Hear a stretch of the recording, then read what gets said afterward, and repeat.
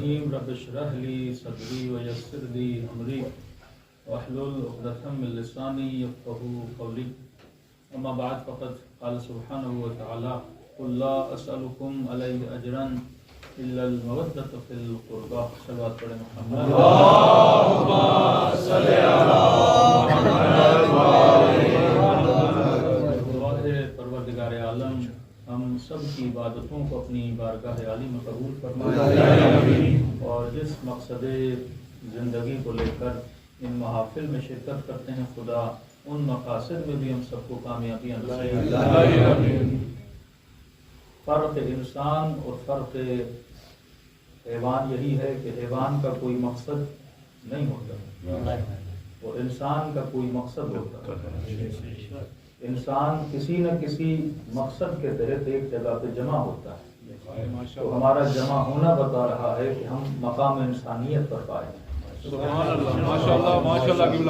دوسرا فرق انسان اور حیوان یہ ہے کہ عام محبتیں رکھنا یہ ضرورت حیوانی ہے کہ مثلا بیٹے سے محبت، بیوی سے محبت، اپنے وجود سے محبت، یہ ایک نیچرل محبت ہے. اس میں آپ کو کوئی زحمت نہیں کرنی پڑتی، اس میں آپ کو کوئی محنت نہیں کرنی پڑتی. ایک حیوان بھی اپنی اولاد سے محبت کرتا ہے، انسان بھی اپنی اولاد سے محبت کرتا ہے. یہ ایک نیچرل محبت ہے. اپنے بچے کے لیے محنت کرنا یہ نیچرل ہے. اپنے وجود کے لیے محنت کرنا یہ نیچرل ہے.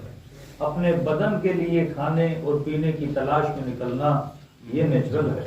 اپنے وجود پہ مال خرچ کرنا یہ نیچرل ہے. لیکن اس سرحد حیوانیت سے سرحد انسانیت پر انسان تب آتا ہے جب غیر کی محبت کو قربان کرتا ہے.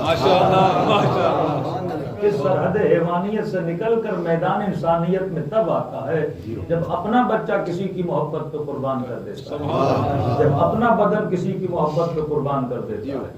دیکھیے اگر ایک ماں سے 2 بچے پیدا ہوں تو نیچرل ہے کہ اگر آپ سوتیلے بھائی ہیں، مائیں الگ الگ ہیں تو دونوں ایک باپ سے، لیکن آپ کی ماں سے آپ کا ایک بھائی ہے اور سوتیلی ماں سے دوسرا بھائی ہے، تو محبت زیادہ کس کے ساتھ ہوتی ہے؟ جو ایک ماں سے پیدا ہوا ہے اس سے زیادہ محبت ہوتی ہے. لیکن کربلا میں عباس نے اس فلسفے کو بدل کے بتایا. اپنے تینوں بھائیوں کو بٹھا کر کہا کہ تم نے اپنی جان کو حسین پہ قربان کیا اور یہ یاد دلایا کہ ہم ام البنین کے بیٹے ہیں، وہ فاطمہ کا لال ہے. محبت سرحد نیچر سے نکل کر سرحد عشق میں داخل ہوتی ہے، پھر پتہ چلتا ہے کہ انسان مقام کمال پر بیٹھا ہے. اپنی ذات پہ پیسہ خرچ کرنا نیچرل ہے، لیکن مجلس حسین میں آ کے حسین پہ خرچ کرنا یہ بتاتا ہے کہ ہم سرحد عشق میں داخل ہیں. 1 گھنٹہ اگر آپ کسی جاب پہ جاتے ہیں تو کم از کم 12 یا 12 پاؤنڈ آپ کو مل جاتے ہیں، لیکن حسین کی مجلس میں آنے سے کوئی 12 پاؤنڈ ملنے والے نہیں ہیں. یہاں پہ دل لگا کے کچھ دینا پڑتا ہے. یہ سرحد عشق کی نشانی ہے. حسین ہمیں انسان بنانا سکھاتے ہیں. سرحد حیوانیت سے نکل کر سرحد انسانیت میں داخل ہو جاؤ. اور یہ محبت بڑی باکمال چیز ہے. یہ ہمارے بس میں نہیں ہے کس سے ہوتی ہے کس سے نہیں ہوتی. کئی چیزیں نیچرل ہوتی ہیں، لیکن حسین کی محبت انسان کے بس میں ہے، لیکن اس میں عطا خدا بھی شامل ہے. کوئی لاکھ چاہنے کے باوجود بھی حسین تک نہ جا سکا، اور اگر جس کے لیے حسین نے چاہا وہ خود بخود حسین تک پہنچ بھی گیا. اسی لیے ہمیں روایتیں ملتی ہیں کہ جب اہل بیت کے ذکر میں آیا کرو تو اس میں تیرا کمال نہیں ہے، یہ سیدہ کا کمال ہے. ذکر میں چنتی بھی ہے اور لوگوں کو بلاتی بھی ہے. کسی نے محبت کے حوالے سے میرے چوتھے امام سے کہا کہ مولا محبت تبھی ہوتی ہے جب آپ پر کوئی احسان کرے، آپ کے لیے کوئی اچھائی کرے. کسی نے کچھ کھلا دیا، کسی نے کوئی مہربانی کر دی، آپ کے تن پہ لباس نہیں تھا لباس دے دیا، تو آپ کے دل میں اس کے لیے ہمدردی بھی پیدا ہوئی اور تھوڑی محبت بھی پیدا ہو گئی.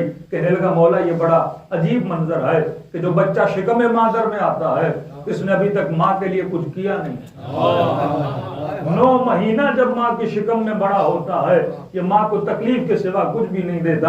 مختلف جو ماؤں کو تکلیفیں ہوتی ہیں، وومیٹنگ ہوتی ہے، بڑے بڑے مسائل ہوتے ہیں، کہ 9 مہینہ یہ ماں بچے کو شکم میں اٹھاتی ہے اور تکلیف کے سوا اس نے ماں کو کچھ بھی نہیں دیا. اب یہ نہیں کہ پیدا ہو تو ماں کو خوشی دے، ایسا بھی نہیں ہے. جیسے پیدا ہوتا ہے اس سے زیادہ دگنی تکلیف دیتا ہے، اور جب تک چلنے کے قابل نہیں ہوتا پوری رات ماں کو جگاتا ہے، اپنی گندگی اپنی نجاستیں صفا کرواتا ہے. فرمایا لیکن مولا سمجھ نہیں آتا جس نے شکم مادر میں ہوتے ہوئے تکلیف دی، جس نے پیدا ہوتے ہوئے تکلیف دی، جب تک چلنے کے قابل نہیں ہوا تب تک تکلیف دیتا رہا. مولا یہ تکلیف کے باوجود ماں اس بچے کی عاشق ہو گئی ہے. اس بچے نے تو کچھ ایسا نہیں کیا لیکن یہ بچے کی عاشق کیوں ہو گئی؟ امام نے فرمایا نہ بچے کا کمال ہے نہ ماں کا کمال ہے، یہ کمال اس محبت کا ہے جس خالق نے ماں کے دل کے اندر رکھی. اگر ہم مجلس اہل بیت میں آئے ہیں، اگر ہمارے اندر عشق خدا ہے اور عشق اہل بیت ہے، اس میں ہمارا کمال نہیں ہے، یہ اس محبت کا کمال ہے جس نے ہمارے دل کے اندر رکھی ہے. ایک چیز سمجھنا ضروری ہے، اگر پانی کا گلاس ہو تو مہربانی ہوگی صلوات پڑھے محمد.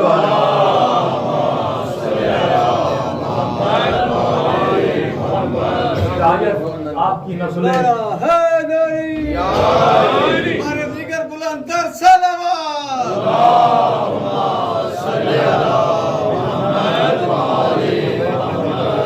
شاید آپ کی نسلیں، آپ کے بچے یا آپ کی ازواج آپ سے سوال کریں کہ جناب مجلس میں کیوں لے کر آئے ہو، محفل میں کیوں لے کر آئے ہو؟ یہ ذکر تو ہم گھر میں بیٹھ کے ٹی وی پر بھی سن سکتے تھے. اتنا ماڈرن زمانہ کی چیزیں ہمیں ڈیجیٹل میڈیا سے مل جاتی ہیں، سوشل میڈیا سے دریافت ہیں. اب اتنی انرجی خرچ کر کے بندہ پیدل چل کے مجلس میں جانے سے ہمیں کیا ملتا ہے؟ تو اس کے لیے مثال دے رہا ہوں. گلاس اس لیے منگوایا تاکہ مثال آپ کے ذہن میں ذہن نشین ہو جائے. گلاس کو کہتے ہیں عربی میں ظرف، اور اس کے اندر جو پانی ہے اسے کہتے ہیں مظروف. ایک ہوتا ہے ظرف، ایک ہوتا ہے مظروف. مظروف وہ چیز جو اس کے اندر ڈالی جاتی ہے، ظرف جو اس چیز کو حامل ہوتا ہے. اب سوال یہ ہے کہ محبتوں کا ظرف کیا ہے؟ ہمارے وجود میں وہ ظرف کیا ہے جس کے اندر محبتیں جاتی ہیں؟ مظروف وہ محبت ہے جو ظرف کے اندر جاتی ہے. فرمایا ظرف ہے فؤاد، ظرف ہے قلب، اردو میں کہیں تو ظرف ہے دل. یہ دل ظرف ہے اور دل ایک ہی چیز کو اٹھاتا ہے، وہ محبتوں کو اٹھاتا ہے. اور جس طرح کہ پوری دنیا کعبے کا طواف کرتی ہے، کعبے کا طواف کرتی ہے، اسی طرح تمہارے وجود کی ساری انرجیاں جس کا طواف کرتی ہے وہ تمہارا قلب ہے. دل میں محبت آئی، تم نے اس محبت کا طواف کرنا شروع کر دیا. بیٹے کی محبت آئی، صبح سے شام تک اس کے لیے کمانا شروع کر دیا. بیوی کی محبت آئی، صبح سے شام تک اس کی خدمت کرنا شروع کر دیا. زوجہ کے دل میں شوہر کی محبت آئی، اس نے خدمت کرنا شروع کر دی. اولاد کے دل میں ماں باپ کی محبت آئی، خدمت کرنا شروع کر دی. اور کسی نے تو یہاں تک کہہ دیا کہ مولانا نئی گاڑی خریدی اور کسی بدبخت نے چابی سے گاڑی پہ اسکریچ لگا دیا. جب اسکریچ کو دیکھا تو ایسے لگا یہ گاڑی پہ نہیں، یہ میٹل پہ نہیں، یہ میرے وجود پہ لگا ہوا ہے. جب محبت دل میں کسی چیز کی آ جاتی ہے، وہ چاہے میٹل بھی ہو اسے تکلیف ہوتی ہے، حالانکہ میٹل میں تکلیف نہیں ہے، لیکن اس کے اسکریچ کو دیکھ کر کیونکہ اس کے حسن پہ ایک ضرب لگی ہے، اس کی خوبصورتی پہ ایک ضرب لگی ہے، تو ایسا محسوس ہوتا ہے کہ یہ ضرب میرے وجود پہ لگی ہے، اس پہ نہیں لگی ہے. یہ محبتیں ہیں جو انسان کو خوش کرتی ہیں، یہ محبتیں ہیں جو انسان کو غمگین کرتی ہیں. یہاں بیٹا پیدا ہوا، بیٹے کی محبت آئی. اب بیٹے کی محبت آئی تو اس کے چھن جانے کا ڈر بھی ساتھ میں آ گیا. جب محبت آ جاتی ہے تو اس کے جانے کا ڈر بھی وجود میں آ جاتا ہے. بیوی سے بے تحاشا محبت، اور اگر یورپ میں رہے تو دن بدن ڈر کرتا رہے کہ جب چاہے گی طلاق لے کے چلی جائے، میں کچھ کر ہی نہیں سکتا. مال سے محبت ہو تو دن رات ڈر رہنے کا خوف رہتا ہے کہ کوئی بھی مجھ سے چھین سکتا ہے، کیونکہ یہاں پہ قانون ایسے ہیں کہ ایزیلی آپ سے چیزیں چھن جانے کے قوانین موجود ہیں. تو یہاں پہ اگر کسی چیز کو اپنے ساتھ رکھ سکتے ہو تو ایک ہی فلسفہ ہے، فلسفہ محبت ہے. یہاں اگر اولاد کو تم نے محبت کے دھاگے سے باندھے رکھا وہ کبھی تم سے جدا نہیں ہوگا. یہاں بیوی کو محبت کے دھاگے سے باندھے رکھا، وہ کبھی تم سے جدا نہیں ہوگی۔ یہاں بیوی نے شوہر کو محبت کے دھاگے سے باندھے رکھا، وہ کبھی اس سے جدا نہیں ہوگی، کیونکہ یہ محبت ہے جو انسان کو جوڑتی ہے، اور وہ نفرت ہے جو انسان کو جدا کر دیتی ہے۔ اور اگر کوئی کسی کو چھوڑتا بھی ہے، ضروری نہیں کہ نفرت کی وجہ سے چھوڑے، وہ شاید کسی اور محبت کی وجہ سے چھوڑ رہا ہے۔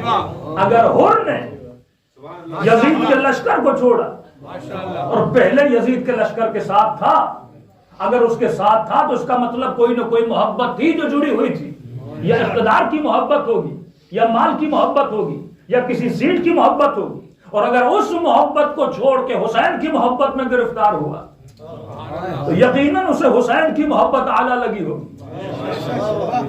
اگر کربلا میں کوئی اپنا بچہ قربان کر رہا ہے تو اس کا مطلب یہ نہیں اسے اپنے بچے سے محبت نہیں ہے، وہ محبت اپنی جگہ پر ہے، لیکن جب اعلیٰ محبت آتی ہے تو قاسم قربان ہو جاتا ہے، جب اعلیٰ محبت آتی ہے تو عباس بھائیوں کو قربان کر دیتے ہیں۔ ایسا نہیں کر دیتے، عباس کو اپنے بازوؤں سے پیار نہیں ہے، اپنے بدن سے پیار نہیں ہے۔ کون سا انسان ہے جو اپنے بدن سے پیار نہ کرے؟ پیار ہے، لیکن جس پہ عباس بازو قربان کر رہے ہیں اس سے زیادہ پیار ہے۔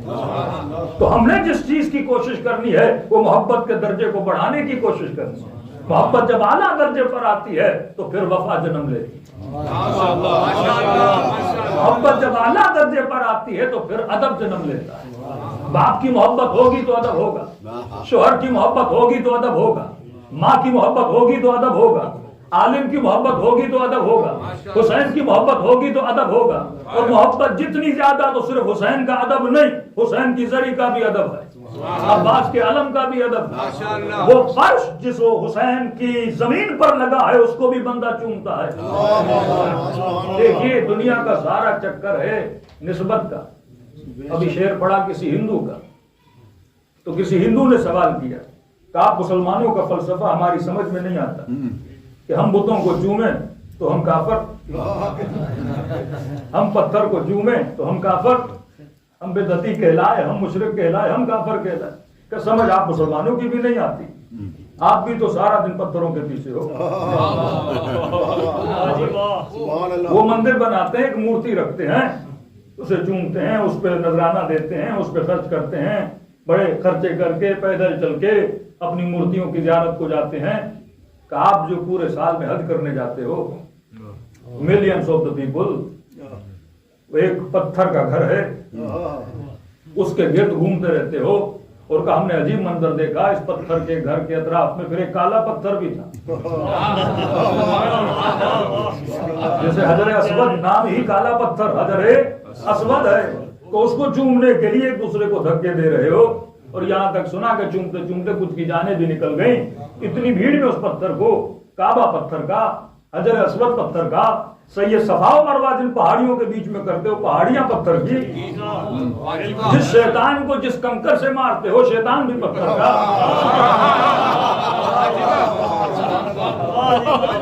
کنکریاں بھی پتھر کی، جس گھر کو خدا کا گھر مانتے ہو وہ پتھر کا، شیطان پتھر کا، سید صفا و مروہ پتھر کے درمیان، نبی کا جب غار دیکھنے جاتے ہو وہ پتھر کا، کہ تمہارے ہونٹ پتھر سے ہٹتے ہی نہیں، طواف پتھر کا، واپس آؤ تو پتھر کا، اور کا پھر شیعوں کو دیکھا تو اور بہن پہ عجیب منظر نظر آیا۔ ملینز آف دا پیپل جا رہے ہیں کس کی طرف؟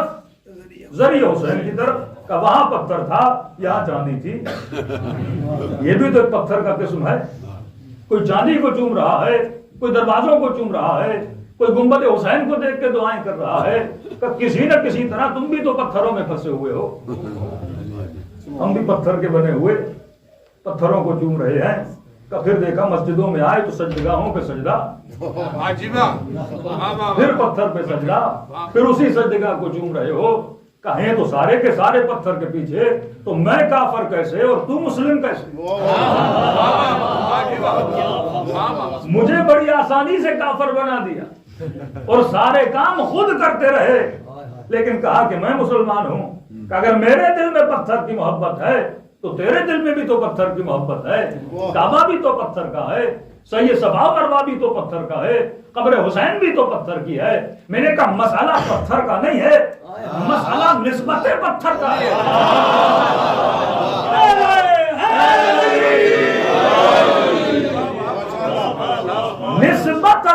عاقلانہ ہو تو طواف جائز ہو جاتا ہے. نسبت اگر غیر عاقلانہ ہو، تم نے جس کا پتھر بنایا ہے وہ کوئی رام ہے، تم نے جس کا پتھر بنایا ہے اس کا وجود حقیقی نہیں ہے. لیکن ہم جس کی عبادت کر رہے ہیں، ہم پتھر کی عبادت پتھر کی وجہ سے نہیں کر رہے، جو خالق پتھر ہے اس کی محبت میں طواف کرنے آتے ہیں.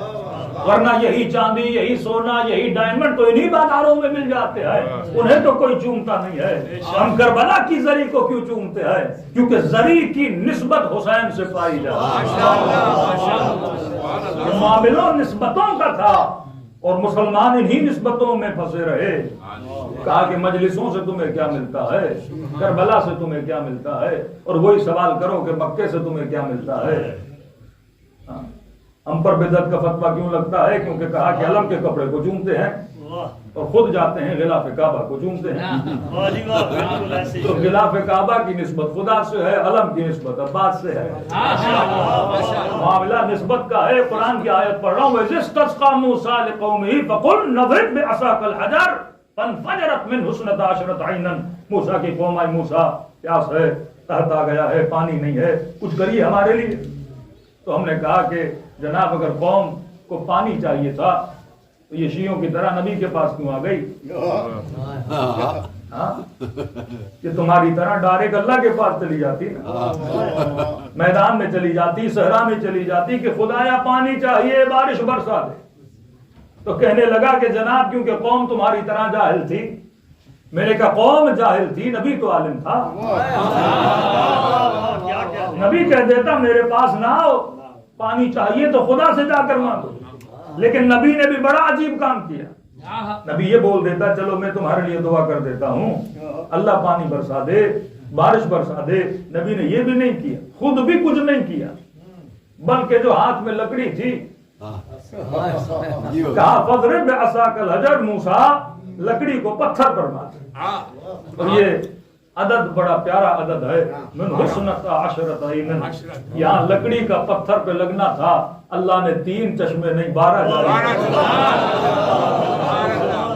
کہا میں جب بھی فیض دیتا ہوں تو 12 کے نام سے دیتا ہوں، میں جب بھی کرم کرتا ہوں تو 12 کے نام سے کرتا ہوں. ورنہ 12 چشمے جاری ہو گئے. اب سوال یہ ہے پروردگارا، نہ خدا نے ڈارے خود دیا، نہ اپنے موسیٰ کو کہا کہ اپنا ہاتھ مارو، نہ اپنے موسیٰ کو کہا کہ اپنا پاؤں مارو. تو سوال تو بنتا ہے کہ مفتی صاحب کیا حضرت موسیٰ کے قدموں میں اسماعیل کے قدموں جتنی طاقت نہیں تھی؟ اسماعیل نے جب ایریا رگڑی تو پانی نکل آیا، موسیٰ بھی اپنا پاؤں مارتے تو پانی نکل آتا. لیکن یہ نہیں کہا، بلکہ کہا کہ لکڑی مارو.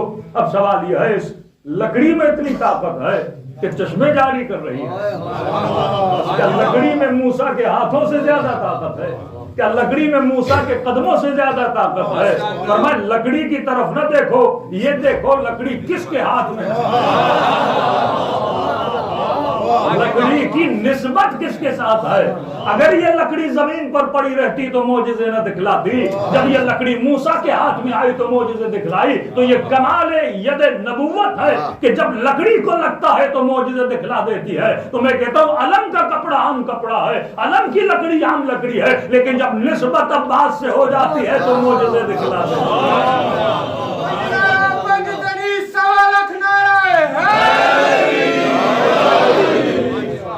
اعجاز الہی جو ہوتا ہے یہ نسبتوں کی وجہ سے ہے.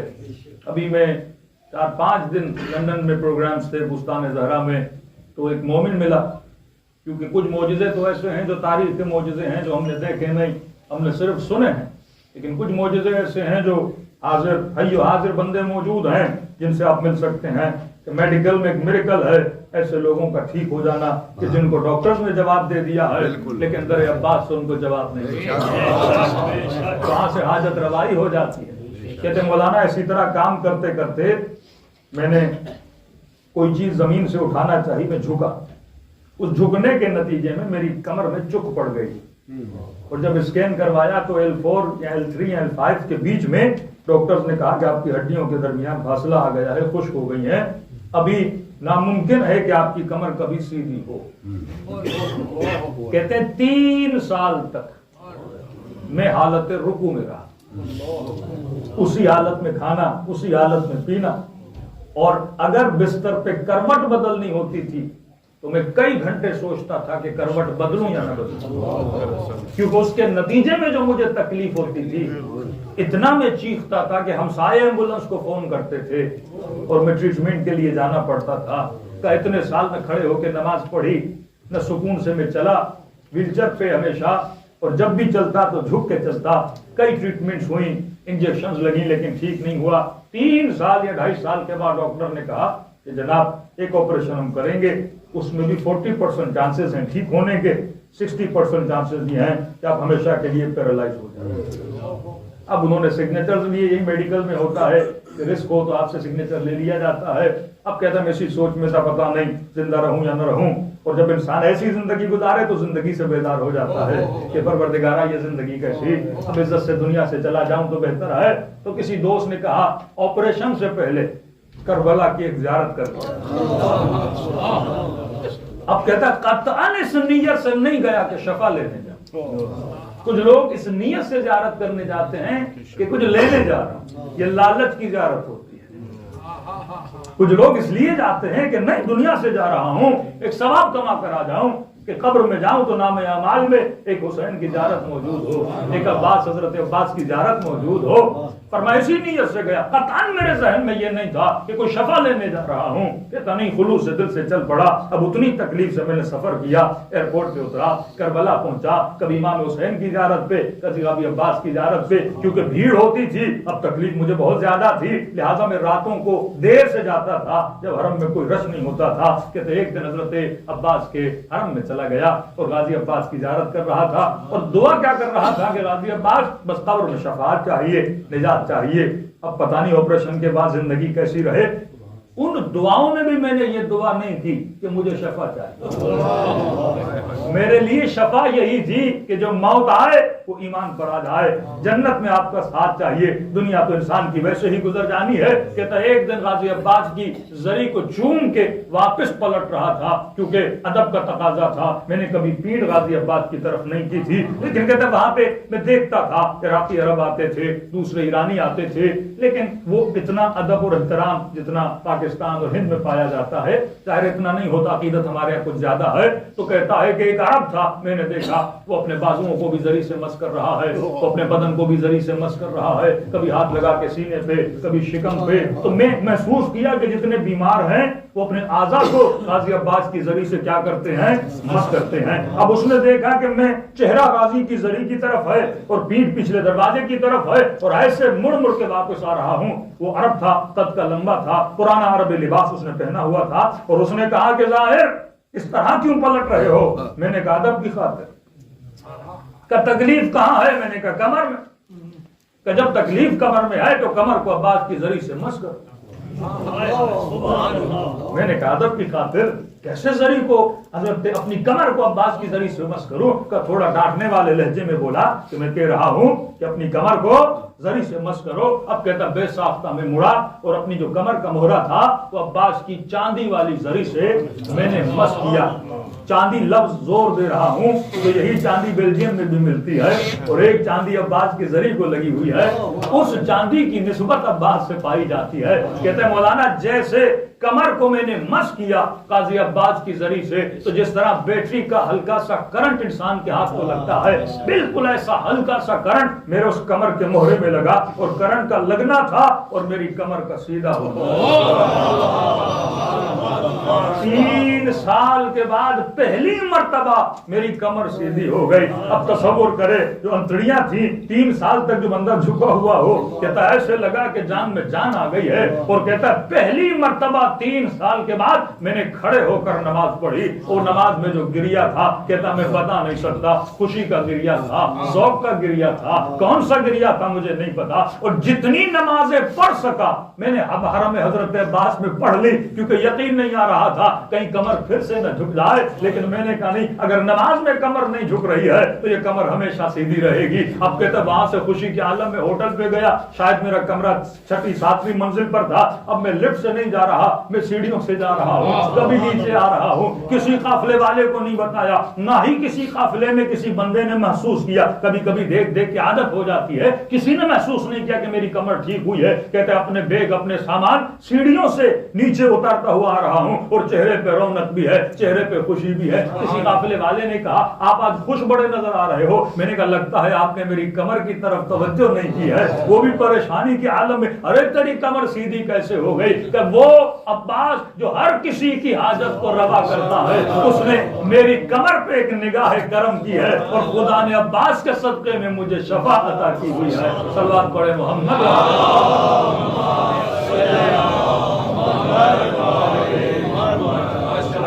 یہ کمال اس چاندی کا نہیں تھا، یہ کمال اس نسبت کا تھا۔ اگر موسیٰ کی لکڑی چشمے جاری کر سکتی ہے تو ذریعہ عباس بھی معجزے دکھلا۔ یہ ظرف ہے محبت۔ صرف اتنا سوچئے، سوسائٹیز میں آپ رہتے ہیں، آپ نے صرف ایک کام کرنا ہے، نسل در نسل اپنی نسلوں کو بچا سکتے ہو۔ وہ کون سا کام ہے؟ صرف اپنے بچوں کو ایک چیز بتا دینی ہے کہ میرے لال ہم تجھے محبتوں سے نہیں روکتے۔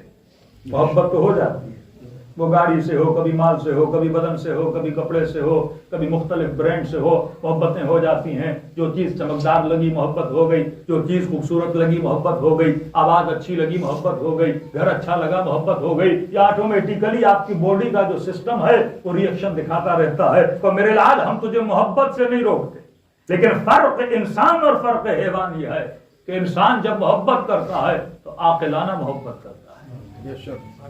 اب عاقلانہ محبت کیا ہے؟ فرمایا کبھی بھی ایسی چیز سے بے تحاشا محبت نہ کرنا جو فنا ہو جائے۔ کیوں؟ اسے فلسفہ سمجھانا۔ کیونکہ محبت جب آتی ہے تو خوشی لاتی ہے، ساتھ میں بے تحاشا حزن بھی لاتی ہے۔ جن لوگوں نے خودکشیاں کی محبتوں کی وجہ سے، انگلینڈ میں ایک بندہ خدا 2 دفعہ اس نے خودکشی کی۔ کیوں کی؟ کہ مولانا میری ہی بیوی میرے کسی جاننے والے کے ساتھ شادی کر کے چلی گئی، ساتھ میں بچے بھی لے، پوری زندگی جو کمایا 60% وہ پیسہ بھی لے گئی، نہ بچوں سے مل سکتا ہوں نہ کیا۔ اب کیوں کہ بیوی سے بے تحاشا محبت تھی، اس کے جدا ہونے سے وہ دنیا سے ہی جدا ہونا چاہتا تھا۔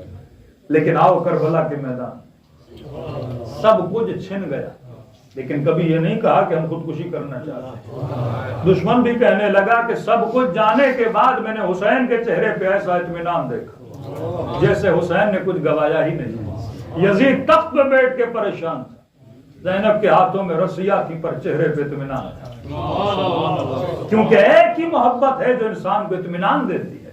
ہم محبت کر بیوی سے، اولاد سے، لیکن یہ محبت اس لیول پہ نہ جائے کہ جب چھن جائے تو تیرے وجود کا سکون تباہ ہو جائے۔ اگر کسی محبت کے جانے پہ تجھے پریشان ہونا چاہیے وہ محبت محمد اور آل محمد۔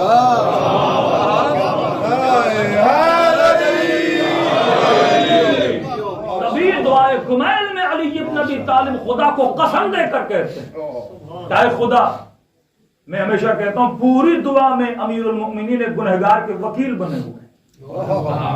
کیا خدا اس نے گناہ کیا شہوت کی وجہ سے، اس نے گناہ کیا جہالت میں، اس نے گناہ کیا دنیا کی لالچ میں، یعنی وکیل بنے ہوئے ہیں یہ ثابت کرنے کے لیے خدا اس نے گناہ تو کیے ہیں لیکن سارے گناہ جہالت میں کیا ہے، اس نے کوئی بھی گناہ تیری دشمنی میں نہیں کیا، ایک بھی گناہ۔ پھر کہتے ہیں خدا جب تیری دشمنی میں نہیں کیا تو یہ تیرا دوست ہے، اور تم نے خود قرآن میں وعدہ دیا ہے تو جہنم کو دشمنوں سے بھرے گا، دوستوں سے نہیں بھرے گا۔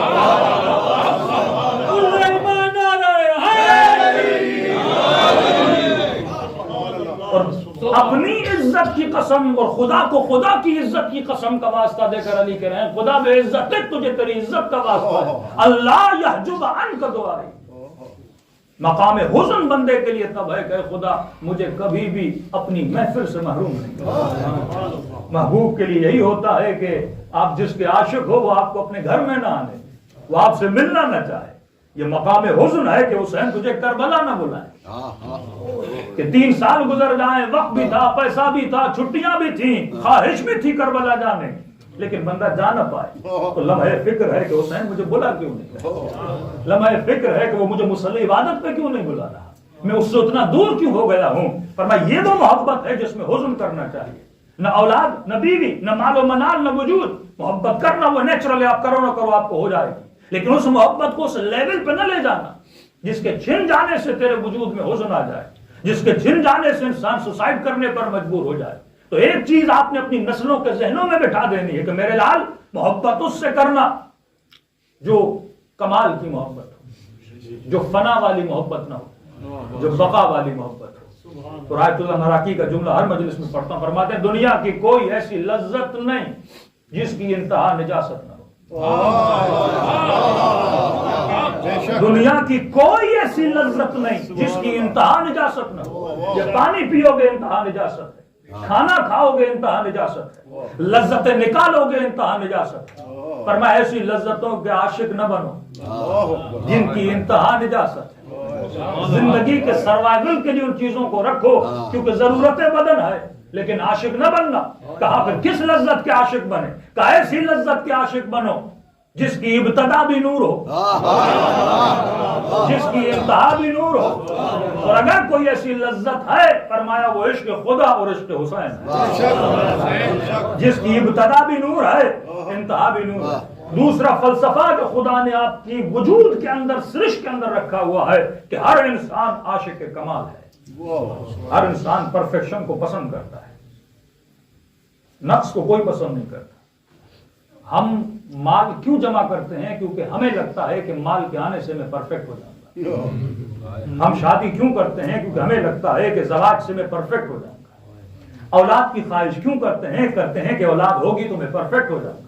یعنی دن بدن میں کیا ہونا چاہتا ہوں؟ کامل ہونا چاہتا ہوں. ہر انسان کمال کو پسند کرتا ہے. چہرہ دیکھا آئینے میں تو یہ محسوس ہوا جب تک سر پہ بال تھے تو کمال تھا، بال نہیں تو شاید کمال چلا گیا. اب اس کمال کو حاصل کرنے کے لیے مختلف آپریشن کے پیچھے یہاں سے بال لگاؤ، وہاں سے بال لگاؤ. اگر فلسفہ بدل جائے نا، اگر آپ غلط چیز کو کمال سمجھنے لگو کہ بندے خدا آج بال لگا لیے کل پھر تو جانے ہیں، چاہے تم گھٹنے لوہے کے لگا لو ایک دن بیٹھ تو جانا، ایک دن دنیا سے تو جانا. کتنے بھی حسین چہرے رکھ لو ایک دن مرجھا جائیں گے، کتنے بھی خوبصورت پھول لاؤ ایک دن مرجھا جائیں گے.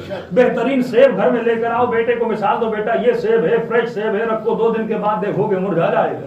بہترین پھول لاؤ گے مرجھا جائے گا. یہ دنیا ہمیں کیا بتا رہی ہے کہ نہ دن کو کمال ہے نہ رات کو کمال ہے. دن میں رات ہو جانا ہے، رات میں دن ہو جانا ہے. نہ کسی موسم کو کمال ہے، نہ سردی ہمیشہ سردی رہے گی، نہ گرمی ہمیشہ گرمی رہے گی. اب ٹائم لائن کا فرق ہے، لیکن ایک نہ ایک دن ہر چیز کو کیا ہو جانا ہے؟ ختم ہو جانا ہے. اور اصل ڈپریشن، انزائٹی کی وجہ بھی یہی ہے کہ انسان جس چیز کو کمال سمجھ لیتا ہے اس کے جانے سے جبکہ سمجھتا ہے کہ میں بے کمال ہو گیا تو انسان ڈپریشن میں چلا جاتا ہے. جون رنگ کا کالا تھا، دنیا سمجھتی تھی کہ با کمال نہیں، اور کہنے لگا مولا لوگ یہ کہتے ہیں کہ تیرا رنگ کالا ہے، لوگ یہ کہتے ہیں تیرے بدن سے بو آتی ہے. حسین نے کہا جون دنیا کو چھوڑ دو، میں دعا کرتا ہوں قیامت کے دن جب تو آئے گا تیرا چہرہ انہی تانے دینے والوں سے زیادہ سفید ہوگا. مثال کیا دے رہے ہیں کہ کمال دنیا نہیں ہے، کمال کیا ہے؟ آخرت میں ہے. یہاں بڑے سے بڑا نبی بھی ہو جس مٹی میں چلا جاتا ہے، اصل کمال وہ ہے کہ وہاں اٹھایا جائے. اور کہتے ہیں کہ جب شہادت کربلا کے بعد لاشیں اٹھانے کے لیے آئے تو لوگ کہتے ہیں ہمیں ایک جگہ سے بڑی خوشبو آ رہی ہے، اور جب آگے بڑھے تو یہ بدن کسی اور کا نہیں ہے، جون کا بدن. اصل کمال یہ ہے کہ مرنے کے بعد تمہارے لہو سے اور بدن سے کیا آنے لگے؟ خوشبو آنے لگے. ایک ریسرچ بتا رہا ہوں آپ کو، یو کے کی ریسرچ ہے، 2018 اور 21-22 کے درمیان انہوں نے دیکھا کہ وہاں پہ جو یوتھ ہیں تقریباً 18 سال سے لے کے 25 سال تک جو جوان بچے اور بچیاں ہیں ان کے اندر ڈپریشن ہائی لیول کا ہے. بھائی ڈپریشن کیوں ہے؟ پیسہ نہیں ہے کہے، انجوائمنٹ نہیں ہے کہے، گاڑی نہیں ہے کہے، کیا مسئلہ ہے؟ سب کچھ ہے لیکن پھر بھی ڈپریشن. ڈپریشن ہو تو پاکستانیوں کو ہو، ڈپریشن ہو تو انڈیا والوں کو ہو، ہمارے ملک میں رہنے والوں کو کہ ان کے پاس کچھ بھی نہیں، وہ خوش ہیں، راتوں کو کرکٹ کھیل رہے ہیں، ہوٹلوں پہ چائے پی رہے ہیں، اور ان کے پاس سب کچھ ہے لیکن پھر بھی ڈپریشن کا شکار ہے۔ اس کی وجہ کیا ہے؟ مال ہے، دولت ہے، گاڑی ہے، فیسلٹی ہے، سب کچھ حکومت دے رہی ہے۔ پھر جب ریسرچ کی پتا چلا ڈپریشن کی وجہ ہے انسٹاگرام، ڈپریشن کی وجہ انسٹاگرام۔ ابھی انسٹاگرام میں ایسا کیا ہے کہ بندے کو ڈپریشن ہو جائے؟ پھر اس میں انہوں نے ریسرچ کہا یہ اکثر خواتین، مائیں بہنیں مجلس میں آئی ہیں، ذرا غور سے سنیں، کوئی فیمنسٹ ہے تو وہ نہ سنیں، کہا کہ اکثر خواتین جو انسٹاگرام میں اپنی پکچرز کو اپلوڈ کرتی ہیں ان میں 3 4 فلٹر لگتے ہیں۔ کئی مومنین کہتے ہیں مولانا آپ کے ساتھ فوٹو نکلوانا ہے، تو وہ کوشش کرتے ہیں کہ فوٹو آئی فون سے نکلے یا فوٹو لیٹسٹ جو سیمسنگ کا کوئی نوٹ ووٹ ہے اس سے نکلے۔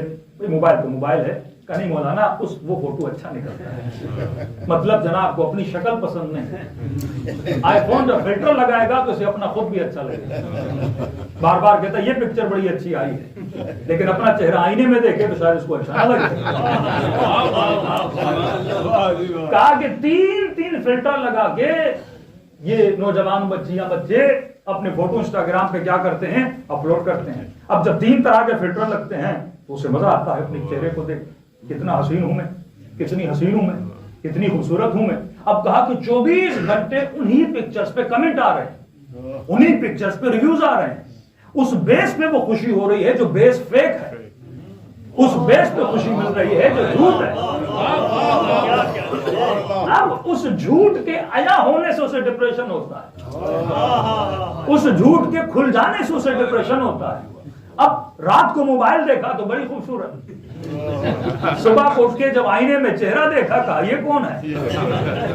آئینے میں موبائل میں کوئی اور، آئینے میں کوئی اور، کہ اس کی وجہ سے کیا ہو گیا؟ ڈپریشن ہو گیا۔ اب ان کے ڈپریشن کے خریدار پھر مارکیٹ میں موجود ہیں، جنہوں نے بیوٹی کی دکانیں کھولی ہوئی ہیں، کبھی سوئیوں کے ذریعے، کبھی کریموں کے ذریعے، کبھی بیوٹی آپریشن کے ذریعے سے، یعنی فیک بیوٹی۔ اب کتنا انسان خود کو بیوٹی کرے، کتنا انسان خود کو خوبصورت کرے، کیونکہ حسن کا معیار جب انسان بنانے لگے، کسی نے کہا کہ ہونٹ بڑے ہوں تو خوبصورت، کسی نے کہا کہ گال موٹے ہوں تو خوبصورت ہے، ابھی اپنی باڈی کے پارٹس کو کبھی ادھر کبھی ادھر کرتا رہے۔ اب دنیا میں معیار تو الگ الگ ہو رہا ہے، آج معیار خوبصورتی کا یہ ہے، کل معیار کوئی اور ہوگا، لیکن تا ازل اور ابد تک اگر معیار حسن تھا محبت پروردگار عالم، وہ حسن جو حسن حقیقی ہے۔ کسی نے امام سے پوچھا کہ مولا چہرہ نورانی کروں تو کیا کروں؟ امام نے یہ نہیں کہا کہ فیئر اینڈ لولی لگا لو، کوئی کریم لگا لو، کہا 40 دن خلوص دل سے صبح کی نماز پڑھو، اللہ تیرے چہرے کو کیا کر دے گا؟ نورانی کر دے گا۔ سادات کے اندر پہلے زمانے میں 3 خوبیاں ہوا کرتی تھی بنو ہاشم کی، پہلے زمانے میں 3 چیزوں میں بنو ہاشم مشہور تھے۔ پہلی چیز کہ بنو ہاشم خوبصورت ہوا کرتے تھے، دوسری چیز بنی ہاشم سخی ہوا کرتے تھے، تیسری چیز بنو ہاشم شجاع ہوا کرتے تھے، ڈرتے نہیں تھے۔ پہلی صفت خوبصورت، جناب عبداللہ چلتے تھے تو مکے کی عورتیں خواہش رکھتی تھی کہ ہماری ان سے شادی ہو۔ وہ نور جو خدا نے عبداللہ کو دیا وہی نور جناب آمنہ کو دیا۔ رسول جب چلتے تھے تو مکے والے دیکھ کے پھر رک جاتے تھے، ایک انسان اتنا حسین ہو کے کوئی گزرے اور اس کو دیکھے پھر آگے جا کے رک جائے، اور یہ جملے ادا کرتے تھے کہ اس کو دیکھ کے نہیں لگتا یہ بشر ہے بلکہ ملک لگتا ہے۔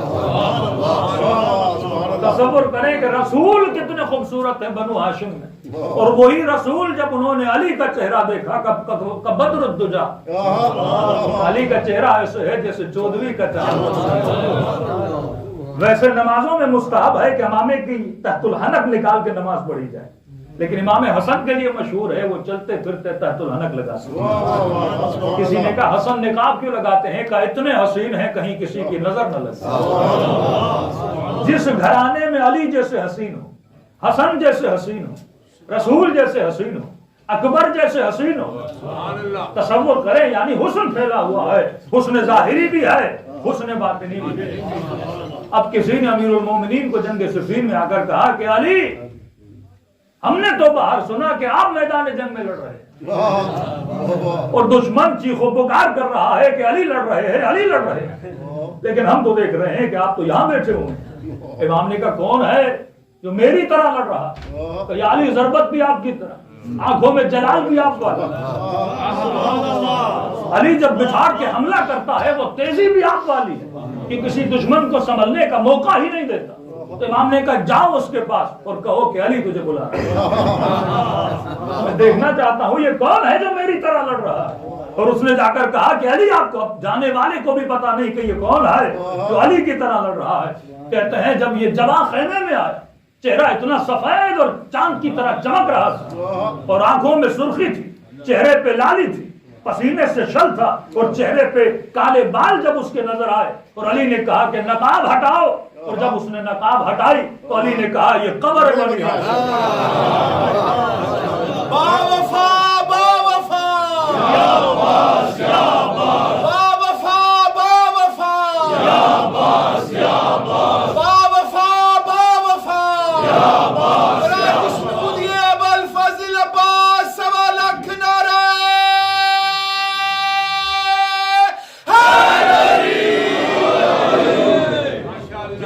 علی جیسا حسین قمر کرے، تصور کرے وہ کتنا حسین ہو۔ جب بھی کسی معصوم کی قبر پہ جائیں اس کے سارے فضائل اس معصوم کی زیارت میں ہوتے۔ اگر ان ٹوٹل اگر اہل بیت کی فضیلت پڑھنی ہو تو زیارت جامع کبیرہ جس کے اندر سارے فضائل ہیں، لیکن فضائل کے بھی درجات ہوتے ہیں، محبت اور معرفت کا مقام الگ الگ ہوتا ہے۔ ایک شخص امام کے پاس آیا، کہا علی مولا آپ کو بوتراب کیوں بولا جاتا ہے؟ امام نے کہا کیونکہ بچپن میں زیادہ مٹی میں بیٹھتا تھا، مٹی کے ساتھ زیادہ علی کا اٹھنا بیٹھنا تھا، لہذا مجھے بول دیا گیا کہ یہ ابو تراب ہے۔ وہ چلا گیا، دوسرا آیا، یا علی آپ کو ابو تراب کیوں بولا جاتا ہے؟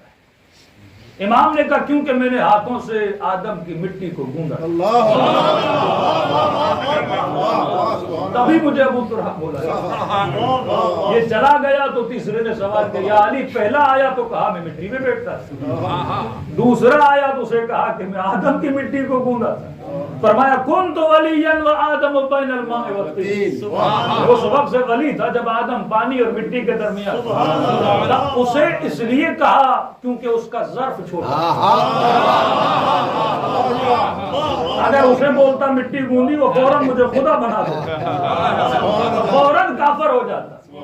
لیکن دوسرے کو کہا کہ میں نے مٹی گوندی ہے کیونکہ وہ امامت کی معرفت کو رکھتا تھا، اسے پتا تھا کہ ولایت کا کام کیا ہے اور ولایت کا مقام کیا ہے، لہذا میں نے اسے بتا دیا۔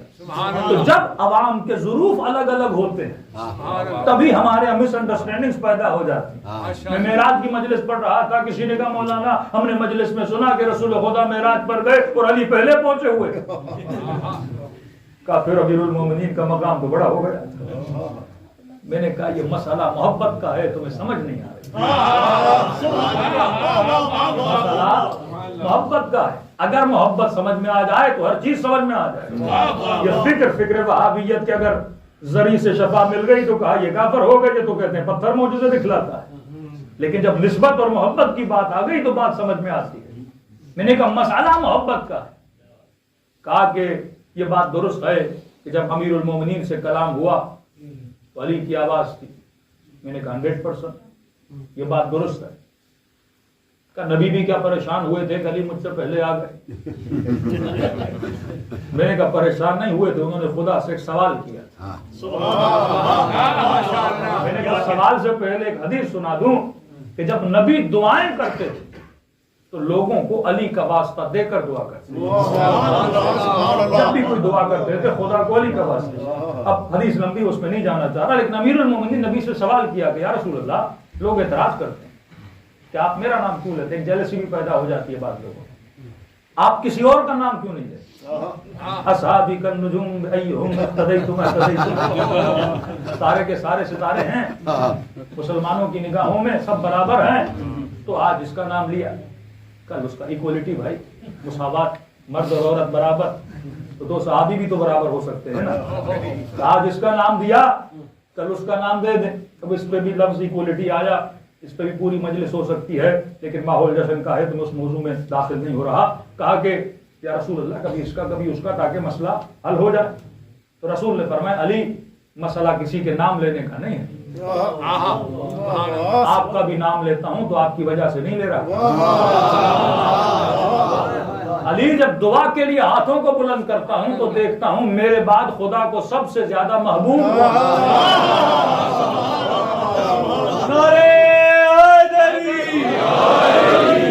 کوئی اس حدیث سے انکار کرے تو خیبر کی حدیث سے تو انکار نہیں کر سکتا. کلام اسے دوں گا جس سے اللہ محبت کرتا ہوگا اور وہ اللہ سے محبت کرتا ہوگا. یک طرفہ محبت بندے کو ذلیل کرتی ہے، دو طرفہ محبت ہو تو کمال ہوتا. یہ تو ثابت ہے اہل سنت کی کتابوں میں علی بن ابی طالب کے لیے کہ یہ خدا سے محبت کرتے تھے، خدا ان سے محبت کرتا تھا. علی جب دعا کے لیے ہاتھوں کو بلند کرتا ہوں پوری کائنات میں دیکھتا ہوں کہ میرے بعد خدا کو سب سے زیادہ عزیز علی تیرے علاوہ کوئی نظر نہیں آتا. تبھی خدا کو کس کا واسطہ دیتا ہوں؟ تیرا واسطہ دیتا ہوں. اب رسول گئے معراج پر، اللہ نے کلام کیا رسول سے. اب اگر میں آپ سے کلام کر رہا ہوں، میں کلام کرنے میں کس چیز کا محتاج ہوں؟ گلے کا. آواز نکلے، کوئی ایر ہو، کوئی گلا ہو، وہ چیز نکلے، سیدھی سیدھی بات ہے. اب خدا جسم رکھتا نہیں، خدا کی کوئی آواز نہیں، خدا کا کوئی گلا نہیں، تو آواز بنے تو کیسے بنے؟ اللہ ان اللہ علی کل شیء قدیر، وہ ہر چیز پہ قادر ہے، وہ آواز بنا سکتا ہے. اب سوال یہ ہے جب خدا نے آواز بنائی تو کس کی بنائی؟ اصحابی النجوم ایہم اقتدیت، جو محمد کے دوست تھے اللہ نے سب کو دیکھا، جو رسول کے محبوب تھے آگے پیچھے خدا نے سب کو دیکھا. اب ظاہر ہے بات تو کرنی ہے پر کس کی آواز میں کرے؟ جب کلام کرنا ہے رسول سے تو آواز کے ذریعے ہی کرنا ہے نا، تو کس کی آواز میں کلام کرے؟ تو کہتے ہیں خدا نے علی کی آواز میں کلام کیا. اور رسول نے پوچھا جس طرح کبھی علی نے رسول سے پوچھا، اسی طرح رسول نے خدا سے پوچھا کہ پروردگارا مجھے تو علی کی آواز سنائی دے رہی ہے. تو اللہ کی آواز ہے حبیب جب میں نے تجھ سے کلام کرنا چاہا، میں نے تیرے دل کے اندر دیکھا سب سے زیادہ تیرا محبوب کون ہے، سب سے زیادہ تجھے پسند کون ہے، تو حبیب مجھے نظر آیا تیرے دل میں علی ہی علی. اور محبوب سے اگر محبوب کی آواز میں بات کی جائے تو لطف ہی زیادہ ہوتا ہے.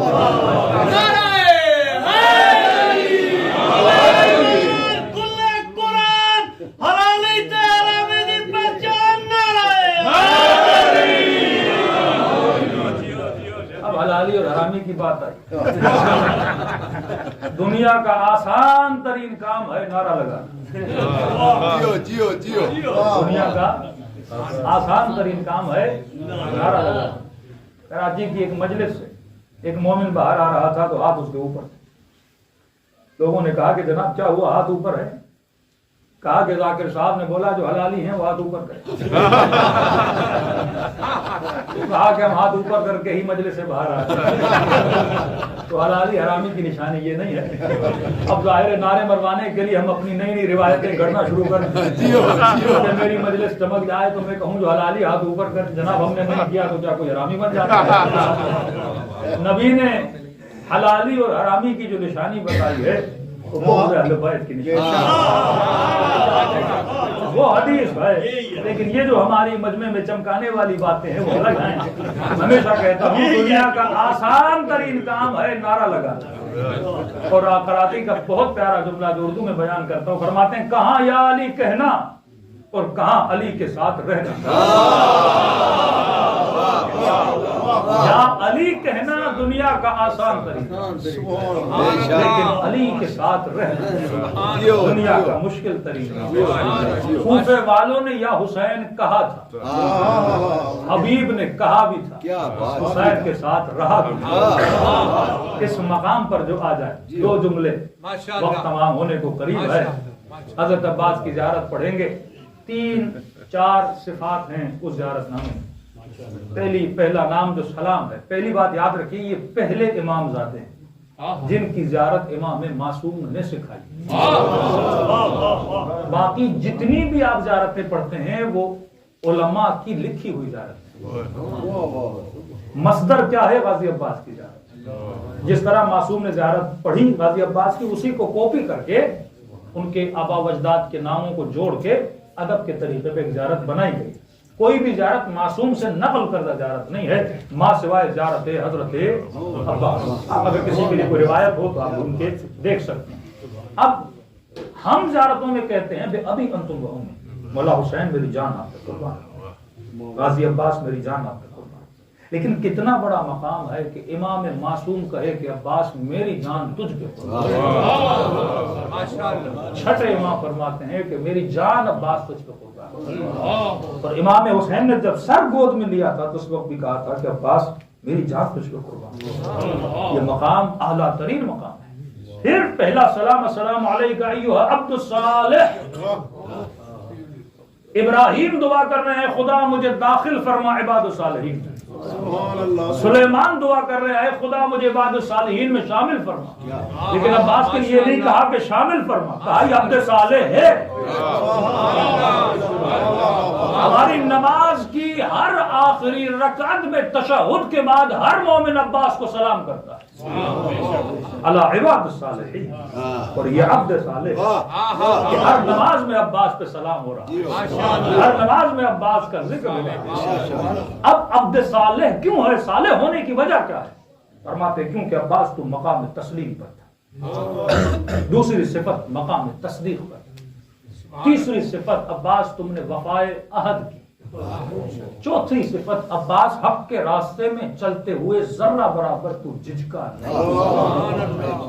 مقام تسلیم. صرف اشارہ کر رہا ہوں، صرف اشارہ کر رہا ہوں.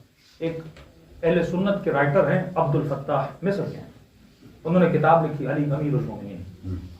بہت بڑی پیاری کتاب ہے اور جس کی وجہ سے ان پہ بہتان بھی لگے، شیعہ ہو گیا، یہ ہو گیا، وہ ہو گیا. ان کو شہید مفتح ایران نے بلایا کیونکہ ایک اہل سنت کا عالم اگر امیر المومنین کی فضیلت میں کتاب لکھے کمال ہے. اپنے تو لکھتے ہیں لیکن غیر بھی لکھے، یہ حقانیت کی نشانی ہے. ابھی قبلہ طاہر القادری صاحب نے بھی مسند امیر المومنین لکھی، یعنی یہ سمجھے بہت بڑا کارنامہ ہے اہل سنت. یعنی مسند کسی بھی صحابی کی مسند نہیں، صرف امیر المومنین کو انہوں نے مسند لکھی. ان کو بلایا گیا، ان سے سوال کیا کہ آپ نے جتنے امیر المومنین کے خطبے جمع کیے ہیں، جتنے بھی، ان خطبات میں سے کوئی ایک خطبہ ایسا ہے جو علی نے رسول کی موجودگی میں بیان کیا؟ سبحان اللہ. ایک آدمی عالم ہے، اس کا کلام تو ہونا چاہیے نا ہر زمانے کا. نہیں، جتنے خطبے امیر المومنین کے ہیں وہ رسول کی وفات کے بعد ہیں. کہ رسول کی زندگی میں ایسے لگتا تھا جیسے علی کو کچھ آتا ہی. کبھی علی نے رسول کے سامنے کلام ہی نہیں. جتنا علم امیر المومنین کا آپ دیکھتے ہیں یہ رسول خدا کے بعد ظاہر ہوا ہے. تو کہا کبھی آپ نے سوچا ایسا کیوں؟ کہا واللہ مجھے بھی نہیں پتا. کہا جب سورج ہو نا تو چاند نظر نہیں آتا، جب سورج ہو نا تو ستارے نظر نہیں آتے. احترام رسول میں علی نے کبھی اظہار وجود نہیں. اسے کہتے ہیں مقام تسلیم. انا عبد من عبید محمد، میں محمد کے غلاموں میں سے غلام. یہ نہیں کہ علی کو کچھ آتا نہیں، محمد کے ہوتے ہوئے علی کلام کیسے کرے؟ ادب امیر المومنین. فرمایا بالکل اسی طرح غازی عباس کا مقام ہے. حسین کے ہوتے ہوئے آپ ایک کلام عباس کا دکھا نہیں. جناب حر کے ساتھ مکالمہ ہوا، عباس خاموش. کربلا کے 10 دن کبھی ابن سعد کے ساتھ، کبھی کس کے ساتھ مکالمہ ہو رہا ہے، عباس کیا ہے؟ خاموش. جو میدان جنگ میں لڑنے کی اتنی صلاحیت رکھتا، لیکن واللہ 10 دنوں میں آپ غازی عباس کی جنگ نہیں دکھا سکتے. حسین کے ہوتے ہوئے عباس تلوار نہیں نکال رہے. بندہ زندہ ہو، زخم ملیں، تکلیف کم ہوتی ہے، لیکن اگر آپ مر جاؤ اور آپ کے جنازے پہ کوئی تیر پھینکے، یہ کتنی جسارت ہے. لیکن فرمایا اتنا بڑا واقعہ ہو گیا، تلوار نکالی. امام حسین نے ایک جملہ کا، عباس حسن کی وصیت میں اپنے جنازے میں خون خرابہ نہیں چاہتا، فوراً تلوار کو نیا میں ڈال. یہ مقام تسلیم ہے، مقام تصدیق غازی عباس کا. کہ جب امان نامہ بھیجا گیا تو فرماتے امان نامے کو پھینک کے غازی عباس جلال میں آ گئے. کسی نے کہا بس ہم جانتے ہیں، کہا نہیں، دشمن نے سوچا بھی کیسے میں حسین کو چھوڑ سکتا ہوں۔ وفائے عہد کتنی تھی کہ فرمایا چلو میں پانی تھا لیکن پانی پہ لب نہیں لگا، اتنی وفا اپنے امام کے ساتھ۔ یہ جملہ مصیبت کا ہے لیکن فضیلت کا پہاڑ اس کے اندر چھپا ہوا ہے کہ آپ سمجھیں کہ اطاعت امام کیا ہوتی ہے۔ آج کے جوان، آج کی مائیں بہنیں، لوگوں کو ولایت کا کانسیپٹ نہیں پتا۔ ایکسپٹنس آف ولایت کا مطلب یہ ہے کہ ولایت اہل بیت میں زندگی گزارنا۔ ہم مختلف سسٹموں میں رہتے ہیں، کوئی انڈیا میں رہے گا، کوئی پاکستان میں رہے گا، کوئی بیلجیم میں رہے گا، کوئی UK میں رہے گا۔ جب آپ اس سسٹم میں رہتے ہو تو سمجھو ایک ولایت کے اندر رہ رہے ہیں۔ اس ولایت کے اندر آپ نے ولایت امیر المؤمنین کے اندر پھر خود کو رکھنا ہے۔ کہ مولانا اپنے بچوں کو اس نظام میں کیسے بچائیں؟ میں نے کہا جس طرح سرد موسم میں کچھ کسان ایگریکلچر کے لوگ جب فصلیں کرتے ہیں تو کنٹرول انوائرمنٹ بناتے ہیں، ایک پھل سردی میں نہیں ہو سکتا، کنٹرول شیڈ بناتے ہیں اور اس کے اندر اس پھل کو بڑا کرتے ہیں۔ آپ نے اس سوسائٹی میں رہتے ہو اپنے لیے کنٹرول شیڈ بنانا ہے۔ امام بارگاہ وہ کنٹرول شیڈ ہے جہاں پہ عشق اہل بیت پروان چڑھتا ہے، جہاں محبت اہل بیت پروان چڑھتا ہے۔ یہ مائیں بہنیں اگر گھروں میں وہ کنٹرول شیڈ نہیں بنائیں گے، انوائرمنٹ آپ کی ذات پہ اثر کرتا ہے۔ ایک چھوٹا سا دانا ہے، سردی ہو، انوائرمنٹ اچھا نہ ہو، دانا درخت نہیں بن سکتا۔ اگر میں اپنے گھروں کا انوائرمنٹ کو کنٹرول شیڈ کی طرح نہیں بناؤں گا، کسی مومن کے گھر میں گئے، پینٹنگ لگی ہوئی ہے، ہم نے کہا جناب یہ کیا ہے؟ کہ مولانا 10,000 پاؤنڈ کی ہم نے خریدی ہے۔ میں نے کہا کیا کرے گی یہ پینٹنگ؟ تمہارے بچے پہ کون سا اثر ڈالے گی؟ تم کون سا انوائرمنٹ اپنے بچوں کو دے رہے؟ محبتوں کے دروازے ہوتے ہیں، محبت آنکھوں کے ذریعے جاتی ہے، محبت کانوں کے ذریعے جاتی ہے، محبت لمس کے ذریعے جاتی ہے۔ جب تک گھروں کی دیواروں پہ عباس کے روزے کی تصویر نہیں ہوگی، جب تک گھروں کی دیواروں پہ اہل بیت کے فرامین نہیں ہوں گے، جب وہ انوائرمنٹ نہیں۔ آج آپ بیلجیم میں بیٹھے ہیں، پاکستان کی قونصلیٹ اور ایمبیسی میں چلے جائیں، داخل ہوتے ہی لگتا ہے کہ ہم پاکستان میں آ گئے۔ ایران کی ایمبیسی میں جائیں، اسے لگتا ہے ایران میں آ گئے۔ ایمبیسیز اپنی چار دیواری کے اندر جو ماحول بناتی ہیں اپنے ملک کا انوائرمنٹ بناتی ہیں۔ آپ جب تک وہ انوائرمنٹ کریٹ نہیں کرو گے، اور سب سے زیادہ ذمہ داری ہے ماؤں کی ذمہ داری، سب سے زیادہ جو مجھے یہاں پہ ایشو نظر آتا ہے وہ لینگویج کا مسئلہ نظر آتا ہے کہ باپ اپنے بچے سے اپنی زبان میں بات نہیں کر رہا۔ لینگویج تہذیب کا نام ہے، لینگویج تمدن کا نام ہے، لینگویج سویلائزیشن کا نام ہے، لینگویج کلچر کا نام ہے۔ لینگویج گئی تو یہ ساری چاروں چیزیں چلی جاتی۔ اور امیر المومنین سے پوچھا مولا آپ کے شیعہ کی نشانی؟ فرما شیعہ عقل مند ہوتا ہے، المؤمن کیس۔ آپ کو پتا ہے میں بیلجیم جا رہا ہوں، سردی ہے تو ساتھ میں کوٹ اٹھاؤ گے کہ نہیں؟ لیکن یہاں بچہ پیدا ہونے کے بعد، بڑا ہونے کے بعد کہتے ہیں مولانا اب کیا کریں، بچے کو دیندار بنانا ہے۔ بھئی جب پیدا ہو رہا تھا تجھے انوائرمنٹ کا پتا تھا کہ نہیں؟ تجھے ماحول کا پتا تھا کہ نہیں؟ اس سے پہلے تم نے کوئی پلاننگ کی تھی کہ بچہ پیدا ہوگا، لینگویج کا بیریئر آئے گا، ثقافت کا بیریئر آئے گا، مشکلات آئیں گی، اس کے لیے تم نے کوئی پلاننگ کی کہ نہیں کی؟ اور اگر بصیرت نہیں تو آپ مومن کیسے ہو؟ مومن صاحب بصیرت ہوتا ہے کہ میں جس ماحول میں جا رہا ہوں اس ماحول میں نے سروائیو کیسے کرنا ہے۔ اب یہ نہیں کہ سروائیول امپاسبل ہے، پاسبل ہے۔ بالکل، جب سردی کے موسم میں پھل نہیں ہوتا، کنٹرول شیڈ لگا کے پھل کو پیدا کیا جاتا ہے، تو آپ بھی یہاں کو کنٹرول انوائرمنٹ بنا کے تو اپنے بچوں کو ویسا پروان نہیں چڑھا سکتے۔ لیکن سب سے بڑی مسٹیک لینگویج کی مسٹیک ہے، اور سائیکولوجیکلی پرووڈ ہے جو بچے ملٹیپل لینگویجز میں بات کرتے ہیں وہ زیادہ شارپ اور کین ہوتے ہیں نارمل بچوں سے۔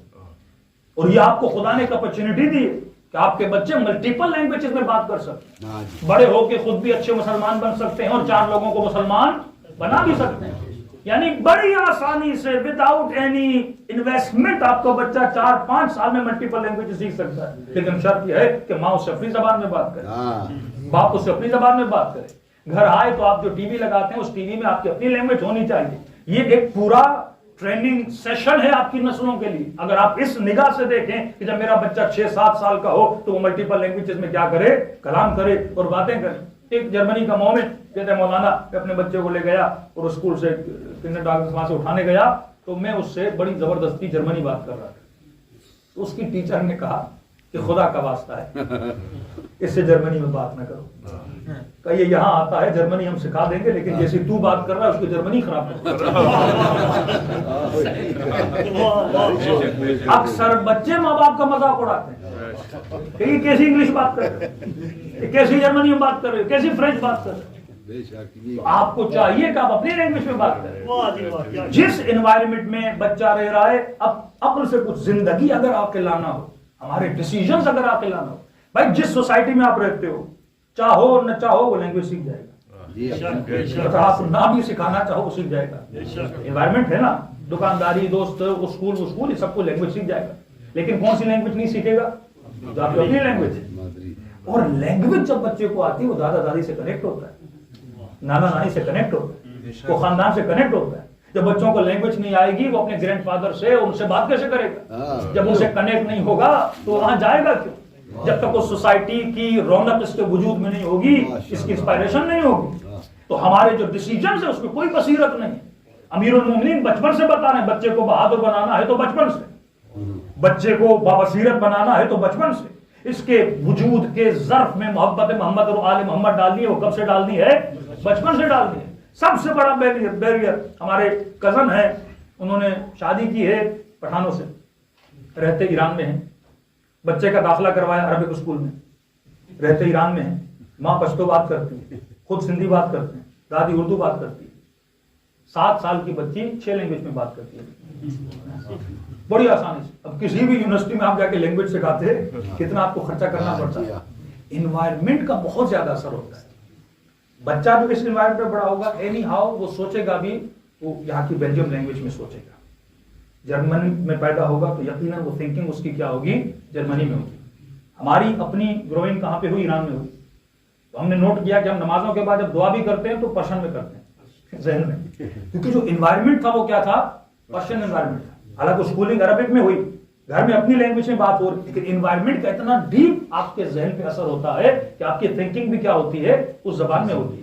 تو یہ سارے کام آپ کے ہیں. سائیکولوجیکلی آپ نے ریڈ کرنا ہے کہ میں نے اپنے بچے کو باصلاحیت کیسے بنانا ہے, اس کو بادین کیسے بنانا ہے. اگر اس کو لانگ ٹائم میں دیکھا جائے کہ میری اس غلط ٹریننگ کی وجہ سے کل جا کے میرا بچہ بے دین ہوگا, تو گویا شاید ہی میرے اوپر واجب بھی ہو جائے کہ میں اپنے بچوں کو اس طرح سے ٹریٹ کروں تاکہ ان کا دین بھی بچے, ایمان بھی بچے. دوسری چیز ولایت میں رہنا. کئی جگہوں پہ مسائل آئے. آسٹریلیا میں ایک مومنہ نے سوال کیا کہ مولانا میں اپنے شوہر سے میں نے ڈائیورس کیا. پہلی بار ڈائیورس بندہ لے تو ایک تو قانونی ڈائیورس تو ہو جاتا ہے, شرعی ڈائیورس تبھی ہوگا جب ولایت امیر المومنین کے قانون کے اندر ہوگا. اگر ایکسپٹنس آف ولایت ہے, مطلب میرے اوپر کون سی چیز لاگو ہوتی ہے شرعی طور پر, اخلاقی طور پر, وہ اہل بیت علیہ الصلوۃ والسلام کے فراہمی ہیں. کہ مولانا مسئلہ یہ ہے کہ الگ تو ہو گئے ہیں, اس کا 60% مجھے ملا ہے, اب ان پیسوں سے حج پہ جانا چاہتا ہوں, زیارت پہ جانا چاہتا ہوں. میں نے کہا اگر شوہر راضی ہے تو حلال ہے یہ بات, لیکن اگر وہ راضی نہیں ہے قانوناً تو حلال ہے, علی کی ولایت میں حرام. ایکسپٹنس آف ولایت, جب تک اہل بیت کے اصول کو انسان فالو نہیں کرے گا زندگی میں کبھی سکون نہیں ملے گا. امیر المومنین نے فرمایا کہ اگر جنت میں جانا چاہتے ہو تو فرمایا 3 چیزیں مومن کی نشانی ہے, 3 چیزیں منافق کی نشانی ہے. پہلی نشانی منافق کی ہے کہ منافق جھوٹ بولتا ہے. منافق جھوٹ, مومن کی نشانی ہے مومن کبھی جھوٹ نہیں. دوسری نشانی منافق کی یہ ہے کہ منافق خلاف وعد کرتا ہے, جو وعدہ کرتا ہے اس وعدے کی خلاف ورزی کرتا ہے. مومن کی نشانی یہ ہے کہ مومن کبھی وعدے کی خلاف ورزی نہیں کرتا. تیسری نشانی منافق کی یہ ہے کہ وہ امانت میں خیانت کرتا ہے. مومن کی نشانی یہ ہے یہ کبھی بھی امانت میں خیانت نہیں کرتا. یہ 3 چیزیں زندگی میں کرو, فرمایا جنت کی ضمانت ہم نے. مومن کبھی جھوٹ نہیں بولتا, مومن وعدے پہ وفا کرتا ہے. ایک آخری جملہ, دعائیہ جملے. 3 وعدے ہم سب نے خدا سے کیے ہیں, وفا عہد. 3 وعدے ہم سب نے خدا سے. پہلا وعدہ خدا سے, الم اعہد الیکم یا بنی آدم اللہ تعبدوا الشیطان انہ لکم عدو. اللہ قرآن میں کہہ رہا ہے کیا تم نے مجھ سے وعدہ نہیں کیا کہ تم شیطان کی عبادت نہیں کرو, میری عبادت کرو. یہ پہلا وعدہ کہ میں نے دنیا میں شیطان کی عبادت نہیں کرنی. دوسرا وعدہ جو سوسائٹی کے ساتھ ہمارے کمٹمنٹس ہوتے ہیں, بیوی کا شوہر سے وعدہ, یہ نکاح ایک وعدہ ہے. بیٹے کا باپ سے وعدہ, مومن کا مومن سے وعدہ. ان وعدوں پہ وفا کرنا, ایتھیکل جو وعدے ہیں, سوشل جو وعدے ہیں, سوشل جو کمٹمنٹس ہیں, فرمایا یہ دوسرا وعدہ وفا عہد ہے. تیسرا وعدہ ہم سب نے اہل بیت کے ساتھ وعدہ کیا، وعدہ ولایت، بیعت امیر المومنین، بیعت امام زمانہ، یہ ایک طرح کا ہمارا کیا ہے وعدہ ہے۔ اور معصوم فرماتے ہیں اس وعدے کی ایک نشانی تب پوری ہوتی ہے جب ہمارے چاہنے والے ہماری زیارت کو آتے ہیں۔ جب یہ کربلا آتے ہیں تو ان کا وعدہ کیا ہوتا ہے؟ پورا ہوتا ہے۔ اس وقت سب سے بڑی نعمت جو امام زمانہ نے آپ کو دی ہے وہ زیارت اربعین امام حسین، یعنی ایک سال میں آپ کا بچہ وہ کچھ نہیں سیکھے گا جتنا اربعین کے واک کے 15 دن میں وہ سیکھے گا۔ تو جتنا ہو سکے کوشش کریں، کم از کم سال میں ایک دن اپنے بچے کو وہاں پر لے کر جائیں، جذبہ ایثار بھی سیکھے گا، جذبہ قربانی سیکھے گا، اور اہل بیت کے ساتھ قرب بھی کیا کرے گا؟ حاصل کرے گا۔ ایک لطیفہ، جشن کا دن ہے، چہروں پہ مایوسی نہیں، ہمارے مولویوں کی کیٹیگریز ہوتی ہیں، ایک مولوی نماز پڑھانے والا، ایک مولوی مجلس پڑھانے والا، ایک مولوی تعویذ لکھنے والا، ایک مولوی قرآن کی تجوید اور تعلیم سکھانے والا۔ ان ساری کیٹیگریز میں دو مولوی خوش رہتے ہیں، ایک مجلسی مولوی، ایک تعویذ والا۔ فائنل شو اعتبار سے دو خوش رہتے ہیں۔ انگلینڈ سے کسی خاتون کا فون آیا کہ مولانا، مشہد میں ایک مولانا تھے فلاں نامی، اور ہمارے گھر میں انبن تھی، شوہر کے ساتھ ناچاکیاں تھیں، محبت اتنی نہیں تھی، نمک نہیں تھی گھر میں، تو ہم نے ان سے بولا کہ کچھ کر دیجیے، ایک تو ہمارا یہ مسئلہ ہے کہ ہم نے شارٹ کٹ سے سب کچھ لینا ہے، فرمان پہ عمل نہیں کرنا، کہ مولانا کوئی دعا دیجیے، کیا مسئلہ ہے، بچہ نیک نہیں ہے، اطاعت نہیں کرتا، مطلب وہ کہتی ہیں کہ مولانا یہ شف شف والے پیر بھی جو آج ہیں، مولانا کچھ پڑھ کے پھونک کے دے دیں اور ایک دن میں ہر چیز کیا ہو جائے، سیدھی ہو جائے، جیسے پاکستان کے الیکشن میں۔ بھائی ہر چیز کا ایک نیچرل پروسیس ہوتا ہے، آپ نیچرل پروسیس میں نہیں جاؤ گے ہدایت نہیں ملے گی۔ جنت بھی ایک نیچرل پروسیس کے ساتھ ہے، جہنم بھی ایک نیچرل پروسیس ہے، نہ ایک منٹ میں کوئی جنت جاتا ہے نہ کوئی جہنم جاتا ہے، یہ پورا پروسیس ہے، شادی کا پروسیس ہے، بچوں کی تربیت کا پروسیس ہے، سکون ایک پروسیس کے ساتھ سکھ ملتا ہے، ایسا نہیں کہ منٹوں میں ساری چیزیں ہو جائیں۔ اب کہا کہ مولانا ناچاکیاں ہیں، میں نے کہا پھر انہوں نے کیا کیا؟ کہ مولانا انہوں نے مشہد سے ہمارے پاس 1 کلو چینی بھیجی، اور اس چینی کو جب تک شوہر کو کھلاتی رہی، بڑی محبت، میں نے کہا پھر بھی کھلاؤ، مسئلہ کیا ہے؟ چینی تو ہے مارکیٹ سے لے لو۔ نہیں نہیں، وہ شف شف والی چینی، وہ پڑی ہوئی چینی تھی، اور اس سے بڑا اثر تھا، لہذا ہم نے سنا کہ آپ بھی ماشاءاللہ اچھے خاصے مولانا ہیں، تو ہم نے کہا کہ وہ چینی آپ بھیج دیں، اور کہا مولانا گھبرائیے نہیں، نذرانہ اچھا خاصا ہوتا ہے۔ کتنا دیا تھا آپ نے؟ کہا مولانا ہم نے 500 پاؤنڈ دیے، 1 کلو چینی۔ میں نے کہا یہ تو ہم سے بھی آگے نکل گئے، گھر پہ بیٹھے چینی، نہ کوئی محنت، نہ کوئی مجمع کو کنٹرول کرنا، نہ کوئی بات کرنا، نہ کوئی سفر، چینی لی اور 500 پاؤنڈ چینی لی۔ اب ہم نے ظاہر ہے مولوی کو کا خیال رکھنا پڑتا، ہم نے ان کے کاروبار پہ کوئی خراب تو نہیں کیا، لیکن میں آپ کو سمجھا رہا ہوں کہ ماجرا کیا تھا۔ میرا چینی تو ہم نے بھیجی نہیں، کیونکہ ہمیں وہ پڑھائی کرنا آتی نہیں۔ اصل مسئلہ ہے امیر المومنین اور اہل بیت کی فرامین پر عمل نہ کرنے۔ اب ہوتا کیا ہے، کسی خاتون نے فون کیا، مثلا 5 منٹ کے لیے سوچئے میں تعویذ والا، مجھے فون کیا کہ مولانا شوہر کی میری نہیں بنتی۔ ہم نے کہا ٹھیک ہے، کیا ماجرا ہے کیا نہیں ہے، اس کی تھوڑی روٹین پوچھ لی، انہوں نے بتا دیا۔ کہا ٹھیک ہے ہم کچھ پڑھ کے دیتے ہیں انشاءاللہ، یا بدعود کا ذکر کریں گے چینی پہ، اللہم بدد بینہما، جیسے تم نے آدم اور حوا کو ملایا تھا۔ ہر شادی کے شروع میں دعا ہوتی ہے، 6 مہینے میں طلاق تو پھر بھی ہو جاتی ہے۔ دعاؤں سے کیا ہوتا ہے بندہ خدا، دعا کے ساتھ دوا بھی ہونی چاہیے۔ جب کہتے ہیں کہ آدم اور حوا کی طرح ملاؤ تو تم حوا بنو، وہ آدم بنے نا۔ جب کہتے ہیں حضرت خدیجہ اور رسول کی طرح ملاؤ تو تم خدیجہ بنو، وہ محمد کے کردار میں بھی تو آئے۔ نام رکھنے سے کیا ہوتا ہے؟ بچے کا نام رکھا شیر علی، پتا چلا بڑا ہو گیا چوہے سے ڈر نام رکھنا دنیا کا آسان ترین کام ہے، اس نام والی صفت کو پیدا کرنا۔ نام بھی اس لیے بولا جاتا ہے تاکہ نام رکھو، دن بھر اسے شیر شیر بلاؤ گے شاید شیر ہو جائے۔ کہتے ہیں نا کسی کنجوس کو بھی 10 بار بولو سخی ہو تو وہ سخی ہو جاتا ہے۔ تو نام بھی اسی لیے ہے تاکہ اچھے نام سے بلاؤ، تاکہ کیا ہو جائے بندہ اس کے اندر اچھی صفت پیدا ہو۔ محنت ہم نے صفات پہ کرنی ہے، لیکن ہمارا سارا زور ہوتا ہے نام پر۔ بعض لوگ واٹس ایپ پہ میسج کر کر کے ہمارا جینا حرام کر دیتے ہیں کہ مولانا بتائیے تو صحیح، چھٹا دن ہو گیا، بیٹے کا نام کیا رکھنا ہے، بیٹی کا نام کیا رکھنا ہے، مولانا کون سا ستارہ، کون سا نام، کون سا عدد۔ جناب اچھے نام اتنے ہیں، کوئی نام رکھ لو، محنت کس پہ کرو، اس کے کردار پہ کرو، اس کی صفات پہ کرو، لیکن ساری محنت اور ہزاروں جنتریاں جان مارتے ہیں صرف کس کے لیے؟ نام کی خاطر۔ آخر میں پتا چلا کسی پتے اور پودے اور پتھر کا نام رکھا۔ حسن جیسا نام تھا، حسین جیسا نام تھا، کیوں نہیں رکھا حسن کا نام؟ کہا نہیں میرے بھائی کے بیٹے کا نام باپ نام حسن ہے۔ کیوں نہیں رکھا زینب کا نام؟ کہا نہیں پپا کی بیٹی کا نام زینب ہے۔ تو بھائی کیا اس کا نام زینب ہے، آپ نہیں رکھ سکتے؟ تو میں نے کہا ٹھیک ہے، کل سے اس کے گھر میں فریج ہے تو بھی نکال دے، اس کے گھر میں ٹی وی ہے تو بھی نکال دے۔ ہر دنیاوی اچھی چیز اس کے گھر میں ہے، اس میں تو کاپی کرتے ہو۔ تو اس نے یہ لیا ہے میں لوں گا، اس نے وہ گاڑی لی میں لوں گا۔ اگر اس نے زینب کا نام رکھا ہے تو بھی زینب کا نام دے۔ امام حسین کے کتنے بیٹے تھے کہ اللہ اگر 100 بیٹے ہوئے دیتا سب کے نام علی رکھتے۔ اب پہچان کے لیے رکھا تھا علی الاوسط، علی الاکبر۔ اکبر نام نہیں ہے، نام علی ہے، لیکن 4 بیٹے ہیں، ظاہر ہے جب علی بلایا جائے گا تو تینوں دوڑے دوڑے آئیں گے۔ امام نے پہچان رکھی کہ بڑے والا علی، چھوٹے والا علی، بیچ والا علی، منا علی۔ ہاں اس طرح پہچان کے لیے امام نے وہ صفت کا اضافہ کیا تھا، ورنہ نام سب کا کیا تھا؟